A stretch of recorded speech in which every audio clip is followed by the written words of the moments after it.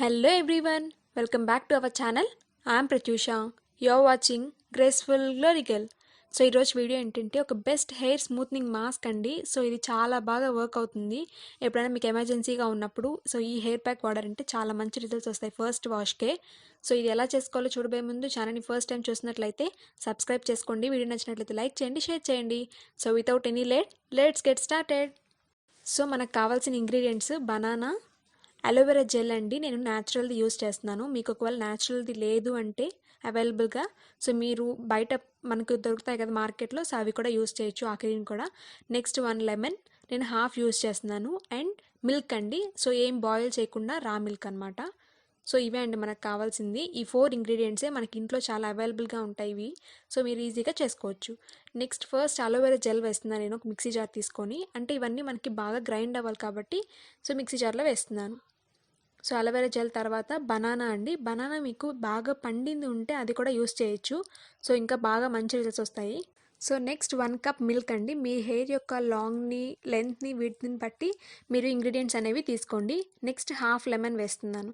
So మీకు lemon అనేది కొంచెం ఇబ్బందిగా అనిపిస్తుంది అంటే సో స్కిప్ చేసేయచ్చు ఇక్కడ. సో ఆ 3 ఇంగ్రీడియంట్స్ కూడా బాగా వర్క్ చేస్తాయి. సో ఇప్పుడు అవన్నీ మిక్సీ జార్లో వేసేసాం కదా, ఒకసారి గ్రైండ్ చేసేసుకోవడమే. అంటే ఇంక మనం వాటర్ అవన్నీ ఏం యాడ్ చేయలేదండి, మిల్క్ అవన్నీ వేసుకున్నాం కదా, సో చాలా ఈజీగా గ్రైండ్ అయిపోతుంది. సో ఇప్పుడు చూడండి గ్రైండ్ అయిపోయింది బాగా. ఈ కన్సిస్టెన్సీలో ఉండాలండి మనకి హెయిర్కి కూడా, అప్పుడు స్మూత్నింగ్ బాగా వస్తుంది అనమాట. సో మనం యూస్ చేసిన ఇంగ్రీడియంట్స్ అన్నీ చాలా హెయిర్ స్మూత్నింగ్కి యూజ్ అయ్యేవి. సో ఆ కన్సిస్టెన్సీ అనేది చూడండి మనకి బౌల్లో వేస్తుంటే ఎలా ఉందో, సో అలా ఉండాలి కన్సిస్టెన్సీ అనేది.